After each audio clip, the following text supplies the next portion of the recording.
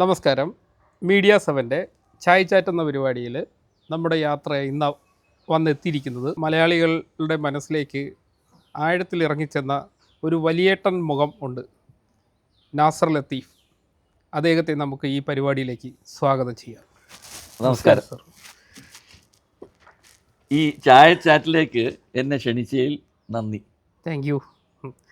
വളരെയധികം കേട്ടിട്ടുണ്ട് ഈ പ്രോഗ്രാമിനെ കുറിച്ച്. ഓക്കെ, മലയാള സിനിമാ ഫീൽഡിൽ താങ്കൾ ഒരുപാട് വർഷമായിട്ട് താങ്കളുടെ ജീവിതം തന്നെ സിനിമയ്ക്ക് വേണ്ടി അർപ്പിച്ച് നിൽക്കുന്ന ഒരു മനുഷ്യനാണെന്ന് ഞാൻ കേട്ടിട്ടുണ്ട്. അതുപോലെ തന്നെ ഇപ്പോൾ അവസാനം സാറിൻ്റെ ഒരു സിനിമ, അതിനെക്കുറിച്ച് നമുക്ക് വഴിയെ സംസാരിക്കാം. താങ്കൾക്ക് ഈ കലയോടുള്ള ഒരു താല്പര്യം സ്കൂൾ തലം മുതലേ ഉണ്ടായിരുന്നോ, അതോ എങ്ങനെയാണ് ഇതിലേക്ക് വരാനുള്ള? ഇത് പറഞ്ഞു വരുമ്പോൾ ഞാൻ വേറെ പല ഇൻ്റർവ്യൂസിലും ഇത് പറഞ്ഞിട്ടുണ്ട്, എന്നാലും ഒന്നുകൂടി റിപ്പീറ്റ് ചെയ്യാം. ഓക്കെ. എൻ്റെ ജനനം തന്നെ ഒരു തിയേറ്റർ കോമ്പൗണ്ടിലാണ്. ഓ. തിരുവനന്തപുരത്തായിരുന്നു എൻ്റെ അച്ഛൻ്റെ ഫാമിലി. ഓക്കെ. നമുക്കവിടെ ഒരു തിയേറ്റർ ഉണ്ടായിരുന്നു. അത് പണ്ട് പേരുണ്ടായിരുന്നു സലീം ടോക്കീസ് എന്നായിരുന്നു. എൻ്റെ ഫാദറിൻ്റെ ഫാദർ, ഗ്രാൻഡ് ഫാദറായിട്ട് തുടങ്ങിയതാണ്. പിന്നെ പേര് മാറ്റി അതിനെ കൽപ്പന ടോക്കീസ്, കൽപ്പന തിയേറ്റർ എന്നാക്കി. ആ തിയേറ്ററിനോട് ചേർന്നായിരുന്നു എൻ്റെ തറവാട്, ഗ്രാൻഡ് ഫാദറിൻ്റെ. അപ്പോൾ ഞാൻ കൊച്ചുനാൾ മുതൽ എന്നെ വളർത്തിയത് ഒരു 13 വയസ്സ് വരെ എൻ്റെ അച്ഛൻ്റെ അമ്മയും അച്ഛനുമാണ്. അപ്പോൾ ഗ്രാൻഡ് ഫാദറിനോടൊപ്പമായിരുന്നു ഞാൻ. കാരണം വെച്ചാൽ എൻ്റെ അച്ഛൻ എൻ്റെ അമ്മയെ ഇവിടെ എറണാകുളത്ത് കൊണ്ടുവന്ന് ആക്കി. ഒരു 10 വർഷം അവർ ഒരുമിച്ചുണ്ടായിരുന്നുള്ളൂ. അതിനുശേഷം അദ്ദേഹം വേറൊരു വിവാഹം കഴിച്ചു ട്രിവാൻഡ്രത്ത്. അങ്ങനെ ഞാൻ വളർന്നത് 13 വയസ്സ് വരെ അവിടെയായിരുന്നു. അതിനുശേഷം ഞാൻ പിന്നെ എറണാകുളത്ത് വന്ന് എൻ്റെ അമ്മയുടെ അച്ഛനും അമ്മയും എൻ്റെ അമ്മാവനും ബാബു സേട്ട് എന്ന് പറയും, ഇവരുമായിട്ടൊക്കെയാണ് ഞാൻ വളർന്നത്. അന്ന് എൻ്റെ നെയ്ബറാണ് സിദ്ദീഖ് ലാൽ. അപ്പോൾ ഞാൻ സിദ്ദീഖ് ലാലൊക്കെ ഒരു 13-14 വയസ്സ് ആ ഏജ് മുതലേ ആ പുല്ലേപ്പടി ഏരിയ കിടന്ന് വളർന്നവരാണ്. അന്ന് മുതലേ നമ്മുടെ വിഷയം എന്ന് പറയുന്ന സിനിമയാണ്. അന്നൊന്നും സിദ്ദീഖ് ഇത്രയും വലിയൊരു ഡയറക്ടർ ആവുമെന്നൊന്നും ആരും പ്രതീക്ഷിച്ചിരുന്നില്ല. ഞാൻ പക്ഷെ അന്ന് മുതലേ സിനിമാ ഫീൽഡിലാണ് എൻ്റെ ആഗ്രഹം മുഴുവൻ. പക്ഷെ അന്ന് ഞാൻ സിദ്ദീഖിന് ഡയറക്ഷനെ കുറിച്ചൊന്നും പറഞ്ഞ് കേട്ടിട്ടില്ല. അങ്ങനെ ട്രിവാൻഡ്രത്ത് ഞാൻ ജനിച്ചുകൊണ്ടാണ് സിനിമയോടൊരു താല്പര്യം. അതായത് ഞാൻ അവിടെ ഇനിഷ്യലി പഠിച്ചത് ഹോളി ഏഞ്ചൽസ് കോൺവെൻറ്റ് എന്ന് പറഞ്ഞ കോൺവെൻറ്റിലാണ്.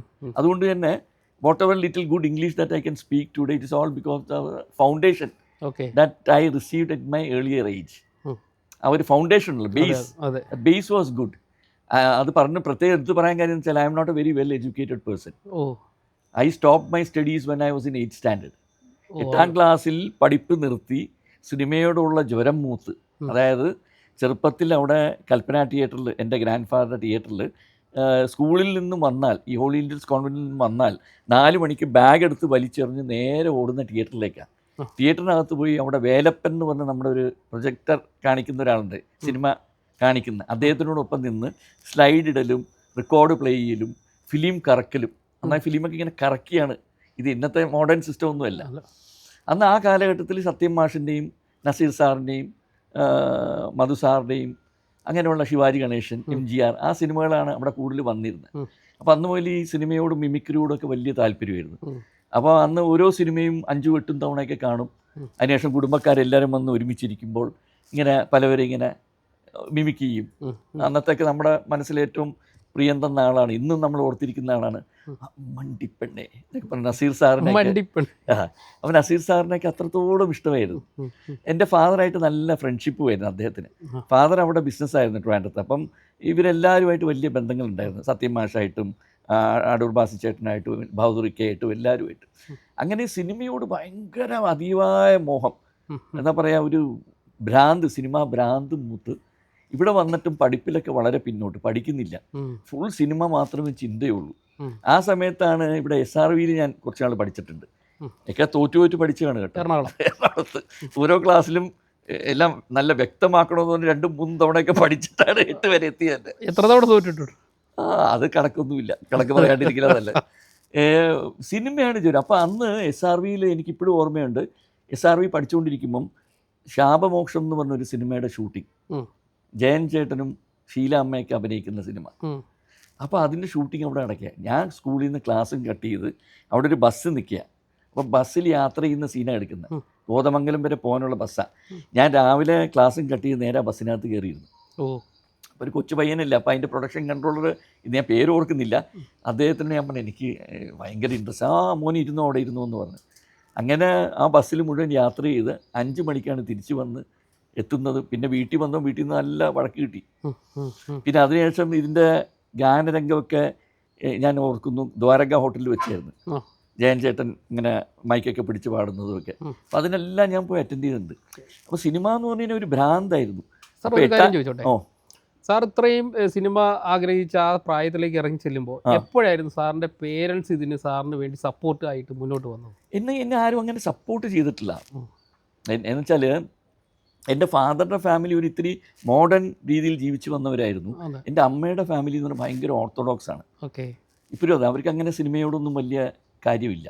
അപ്പോൾ സിനിമ എന്ന് പറഞ്ഞ് ഇതിനകത്ത് നിൽക്കുന്ന ആളാണ്. പിന്നെ എൻ്റെ അമ്മയുടെ കസിൻസ് ഉണ്ടായിരുന്നു കുറച്ച് പേര്, അവരൊക്കെ സിനിമ പ്രൊഡ്യൂസേഴ്സ് ആയിരുന്നു.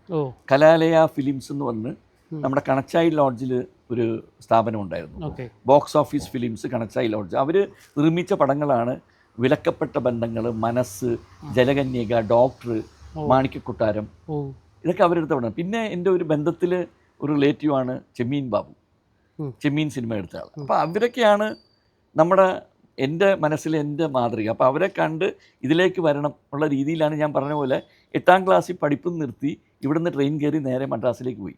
അവിടെ പോയി സ്വാമീസ് ലോഡ്ജിൽ കുറേ നാൾ കിടന്ന്. അപ്പോൾ അന്ന് അവിടെ ജോസ് പ്രകാശ് അങ്കിള്, നമ്മുടെ ബൗദുറിക്ക, നെല്ലിക്കോട് ഭാസ്കരൻ, ഭരതേട്ടൻ, പ്രിയൻ, ഇവരൊക്കെ അവിടെ ഉണ്ട്, കൊച്ചിൻ ഹനീഫ, ഇവരുടെയൊക്കെ സ്ട്രഗ്ലിംഗ് പീരീഡാണ് അവരുടെയൊക്കെ. ഞാനും അവിടെ ഉണ്ട്. അപ്പം അന്ന് അവരിൽ ഏറ്റവും ഇളയതെന്ന് പറയാൻ ഞാനാണ്. അതെനിക്ക് എന്തോ 18 വയസ്സേ ഉള്ളൂ. അപ്പോൾ രാവിലെ എണീക്കും, ഒന്ന് ഡ്രസ്സ് ചെയ്യും, നേരെ ഇറങ്ങും. അരുണാചലം സ്റ്റുഡിയോ, AVM സ്റ്റുഡിയോ, ഭരണി, എല്ലായിടത്തും കയറി ഇറങ്ങും. പക്ഷേ ദൈവാനുഗ്രഹം കൊണ്ട് ഏത് സ്റ്റുഡിയോയുടെ പക്കത്ത് പോയി ഗേറ്റിൽ നിന്നാലും വാച്ച്മാൻ എന്നെ കാണുമ്പോൾ അകത്ത് കയറ്റി വിടും. അതെന്തോ അവർക്കൊരു ഇഷ്ടം തോന്നിയിട്ടായിരിക്കാം, എനിക്കറിയില്ല. അങ്ങനെ ഐ വാസ് ലക്കി. അങ്ങനെ ഓരോ സ്റ്റുഡിയോയുടെ അകത്ത് കയറി ഇങ്ങനെ ഓരോ കാര്യങ്ങൾ ചാൻസ് ചോദിച്ച് ചെറിയ ചെറിയ വേഷങ്ങൾ എക്സ്ട്രാ ആയിട്ട് അവിടെ നിൽക്കുക, ഇവിടെ നിൽക്കുക, അങ്ങനെയുള്ള കുറേ മലയാളമായിരുന്നോ തമിഴായിരുന്നു? മലയാളം, തമിഴ് എല്ലാം എന്ത് കിട്ടുമോ അത് കഴിക്കാൻ റെഡിയായിരുന്നു. അത്രയും വിശപ്പ് മൂത്തിരിക്കുന്ന ഒരു സിനിമാ പ്രാന്തനായിരുന്നു ഞാൻ. അവസാനം PG വിശ്വംഭരൻ സാറിൻ്റെ പോക്കറ്റ് അടിക്കാരി എന്ന് പറഞ്ഞൊരു സിനിമ, അതിനകത്താണ് ആദ്യമായിട്ടൊരു വേഷം ചെയ്യുന്നത്. അതായത് ഒരു 1-2 സീനൊക്കെ ഉള്ളത്. അതിനകത്ത് രവികുമാറിൻ്റെ അനിയനായിട്ട് നമ്മുടെ അടൂർ ബാസിയുടെ ബ്രദറുണ്ട് ചന്ദ്രാജി, അദ്ദേഹമായിരുന്നു അച്ഛനായിട്ട് അഭിനയിച്ചത്. അതിനകത്തൊരു വേഷം ചെയ്തു. പിന്നെയും കിടന്ന് കുറേ സ്ട്രഗിൾ ചെയ്തു. അങ്ങനെ ഒന്നും വരാന്ന് വെച്ചാൽ അന്നത്തെ കാലത്ത് ഇത്തിരി നല്ല തടിയും ഒരു വയറും ഒക്കെ വേണം. ഇന്നത്തെ പോലെ 6 പാക്സ് ഇല്ല, അന്ന് ഫാമിലി പാക്കാണ്. അപ്പോൾ അതിൽ ഞാൻ വളരെ സ്ലിം ആയിരുന്നേ. അപ്പം അങ്ങനെ കുറേ നോക്കി. അപ്പോൾ എല്ലാവരും അഡ്വൈസ് ചെയ്യും, മോനെ പോടാ, പോയി പഠിക്ക്, ഈ പ്രായമല്ല ഇതിലേക്ക് വരുന്നത്. അന്ന് നമ്മുടെ ഈ ഉപദേശങ്ങൾ പെരുമഴ പോലെ ഇങ്ങനെ ജയഭാരതി ചേച്ചിയുടെ ഒരു പടം ഉണ്ടായിരുന്നല്ലോ, മറ്റേ രതി നിർവേദം, കൃഷ്ണചന്ദ്രനൊക്കെ അഭിനയിച്ചു. അപ്പം അങ്ങനെയൊക്കെ പടങ്ങൾ വളരെ ചുരുക്കമേ വരാറുള്ളൂ. അപ്പം അങ്ങനെയുള്ള പടങ്ങളിലാണല്ലോ ആ പ്രായത്തിനുള്ളവർക്ക് ചാൻസ് ഉള്ളത്. അപ്പം ഞാൻ അവിടെ ഇല്ല, ഇവിടെ ഇല്ലാത്തൊരു പ്രായമായിരുന്നു അത്. അങ്ങനെ പിന്നെ കുറേ സ്ട്രഗിൾ ചെയ്ത് തിരിച്ചിങ്ങോട്ട് പോന്നിട്ടും സിനിമയിൽ നിന്നുള്ള ആഗ്രഹം വിട്ടു പോകുന്നില്ല. വീട്ടുകാർ ചോദിച്ചു എന്താ നിൻ്റെ ഉദ്ദേശം? ഞാൻ പറഞ്ഞു എനിക്ക് അങ്കിളുമാരുടെ സ്ഥാപനമുണ്ട് അവിടെ കണച്ചായി ലോഡ്ജിൽ, എനിക്കൊരു ചെറിയ ഫിലിം ഡിസ്ട്രിബ്യൂഷൻ തുടങ്ങണമെന്നാണ് ആഗ്രഹം. അങ്ങനെ അവിടെ ഒരു ടേബിളും ചെയറും ഒക്കെ ഇട്ട്, എൻ്റെ പേര് നാസർ ലത്തീഫ് എന്നാണല്ലോ, അപ്പോൾ അത് ഷോർട്ടാക്കി NL ഇൻ്റർനാഷണൽ മൂവീസ് എന്ന് പറഞ്ഞിട്ട് ഒരു ചെറിയ സ്ഥാപനം അവിടെ തുടങ്ങി. എൻ്റെ കസിൻ ബ്രദർ അവിടെ ഉണ്ടെന്ന്, സാദിഖ് എന്ന പേര്, സാദിഖ് സേട്ട്. പുള്ളിയോടൊപ്പം ഇരുന്ന് ഞാനവിടെ ആദ്യമായിട്ട് എടുക്കുന്ന സിനിമയാണ് തുലാഭാരം. പ്രൊഡ്യൂസ് അല്ല, ഡിസ്ട്രിബ്യൂഷൻ അതിലാണ് തുടങ്ങുന്നത്. തുലാഭാരം എന്നുള്ള സിനിമയിൽ സെക്കൻഡ് റണ്ണ് ഹരിപ്പോത്തൻ്റെ അടുത്ത് പോയി, പ്രതാപ് പോത്തൻ്റെ ബ്രദർ ഹരിപ്പോത്തൻ്റെ അടുത്ത് പോയി ചോദിച്ച് അത് ഒരു വിലക്ക് മേടിച്ച് അതിൻ്റെ ഡിസ്ട്രിബ്യൂഷൻ തുടങ്ങി. അതിൻ്റെ കൂടെ കുറച്ച് ഇംഗ്ലീഷ് പടങ്ങളൊക്കെ എടുത്ത് അങ്ങനെ ഒരു 1-2 കൊല്ലം അതങ്ങ് പോയി, 2-3 കൊല്ലം. എന്നിട്ടും അത് എവിടെയും ഒരു പച്ച പിടിക്കുന്നില്ല. അങ്ങനെ എനിക്ക് ഫാമിലി തീരുമാനിച്ചു ഇവനിങ്ങനെ വിട്ടാൽ ശരിയാവില്ല. അപ്പോൾ വയസ്സ് 22ആയി, കെട്ടിച്ചേ പറ്റൂ എന്ന് പറഞ്ഞ് നിർബന്ധിച്ച്. ആ കാലഘട്ടത്തിലേക്ക് ഇത്തിരി ഏർലി മാരേജ് ആയിരുന്നു. എനിക്ക് 22 വയസ്സും എൻ്റെ ഭാര്യയ്ക്ക് 18 വയസ്സും. ആ പ്രായത്തിൽ കല്യാണം കഴിച്ചു. അതുകൊണ്ടാണ് ഞാനിപ്പം അപ്പൂപ്പനാണ്. എൻ്റെ ഗ്രാൻഡ് സൺ ദൈവം അനുകരിച്ച് എൻ്റെ മൂത്ത മോളുടെ മകനുണ്ട്, അവനിപ്പോൾ 26 വയസ്സായി. അപ്പോൾ ഞാനും അവനും കൂടിയൊക്കെ പോകാൻ നേരത്ത് അച്ഛനാണെന്നേ പറയുള്ളൂ, ഗ്രാൻഡ് ഫാദർ എന്ന് പറയില്ല. അത് പിന്നെ എനിക്കിഷ്ടമാണ്. ഞാൻ always believe that age gracefully. നമ്മൾ ഈ കൃത്രിമമായിട്ടൊന്നും ചെയ്യണ്ട. അപ്പോൾ എങ്ങനെ ഞാനുണ്ടോ അതാ നല്ലത്. അപ്പോൾ ഇനിയിപ്പം ഇതിനൊക്കെ ഫാഷനും ആയല്ലോ ഇപ്പം. അജിത് സാറ് വന്നതിന് ശേഷം ഈ ഗ്രേന് ഭയങ്കര ഒരു ഡിമാൻഡായി. Salt and pepper. മമ്മൂക്ക ഒരു സിനിമയിൽ അങ്ങനെ ചെയ്തിട്ടുണ്ട്. മമ്മൂക്ക ഒരു വേറെ ലെവലാണ്. അത് മമ്മൂക്ക ഒരിക്കലും പ്രായമാവാൻ ഇഷ്ടപ്പെടാത്ത ഒരു മനുഷ്യനാണ്. ഇന്നിനും അങ്ങേർക്ക് ചെറുപ്പമായിട്ട് തന്നെ നിൽക്കണം. പക്ഷെ അങ്ങേര് കുറച്ച് പ്രായമായിട്ടൊക്കെ വന്നാൽ വളരെ ഭംഗിയായിരിക്കും. പക്ഷെ അത് അങ്ങേർക്കും കൂടി തോന്നണ്ടേ? പുള്ളി എവർഗ്രീൻ ആയിട്ട് ഇങ്ങനെ നിൽക്കണം. പുള്ളി എന്താണെന്ന് വെച്ചാൽ എല്ലാവരും സുന്ദരൻ സുന്ദരൻ സുന്ദരൻ എന്ന് പറഞ്ഞ് പുള്ളി അങ്ങോട്ട് കയറ്റി വെച്ചേക്കുക. പുള്ളിക്ക് അതിൽ നിന്ന് താഴത്തേക്ക് ഇറങ്ങാൻ, ഒരു തട്ട് താഴത്തേക്ക് വരാൻ ബുദ്ധിമുട്ടാണ്. പക്ഷെ എന്നാലും അല്ല കേട്ടോ, പുള്ളി കഥാപാത്രങ്ങൾ ചെയ്തിട്ടുണ്ട്. ഇല്ലയെന്ന് പറയാം. പൊന്തമ്മാട, മറ്റേ സൂര്യമാനസം ഒക്കെ ചെയ്തിട്ടുണ്ടല്ലോ അങ്ങനെ ക്യാരക്ടേഴ്സ്. പക്ഷെ എനിക്ക് എൻ്റെ പേഴ്സണലായിട്ട് പറയാമെങ്കിൽ എനിക്ക് വ്യത്യസ്തമായ കഥാപാത്രങ്ങൾ ചെയ്യണമെന്നാണ് ആഗ്രഹം. എനിക്ക് ഗ്ലാമറിനോട് ഒരു താല്പര്യമില്ല. അതുകൊണ്ട് തന്നെ ഈ ഇടയ്ക്ക് 2 സിനിമ ഞാനിപ്പോൾ ചെയ്തു വെച്ചിട്ടുണ്ട്. ഒരു സിനിമയിൽ ആ സിനിമയിൽ എനിക്ക് പ്രിവ്യൂ ഷോ കാണാൻ സാർ എന്നെ പ്രശാന്ത് വന്നിരുന്നല്ലോ. അത് കുറുപ്പിൻ്റെ കുഴിമാടം. അത് എനിക്ക് തോന്നുന്നു അതിലാണ് കുറച്ചുകൂടി താങ്കളെ ശ്രദ്ധിക്കപ്പെടാൻ ചാൻസ് കൂടുതൽ. അത് ഒരുപാട് കലാമൂല്യമുള്ള ഒരു സിനിമയാണ്. നല്ല സെൻട്രൽ ക്യാരക്ടറാണ് ഞാൻ ചെയ്തേക്കുന്നത്. ഒരു 67 വയസ്സായ ഒരു വൃദ്ധൻ, ഒരു എന്താ പറയുക, ഓട്ടിസം ബാധിച്ച, ഒരു സംസാര കഴിവില്ല, കയ്യും കാലും വിറയ്ക്കുന്ന ഒരു മനുഷ്യനായിട്ട് ഞാൻ അത്രത്തോളം ഉള്ളുകൊണ്ട് എൻ്റെ I have put in my heart and soul എന്ന് പറയില്ലേ, മൈൻഡ് അതിനകത്ത് ഇട്ട് അഭിനയിച്ച ഒരു പടമാണ്. ഒരു സീൻ തന്നെ സാർ എന്നെ കാണിച്ചപ്പോൾ ശരിക്കും നമ്മുടെ ഹൃദയത്തിൽ തട്ടി. അത് ഓരോരുത്തരും അവിടെ നിന്ന് ഇറങ്ങുമ്പോഴും പറഞ്ഞ കമൻസ് അത് തന്നെ എനിക്ക് ഇനിയിപ്പോൾ അവാർഡ് കിട്ടിയില്ലെങ്കിൽ പോലും വലിയ അവാർഡ്സാണ്.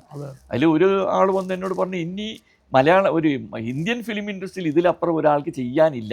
ഞാൻ എന്നെ സ്വയം പൊഴുത്തതല്ല കേട്ടോ, കേട്ടൊരു കാര്യം സന്തോഷം കൊണ്ട് പറഞ്ഞു പോലെയാണ്, മനുഷ്യനല്ലേ, ആഗ്രഹം കൊണ്ട്. അതൊക്കെ ഭയങ്കര മനസ്സിനെ.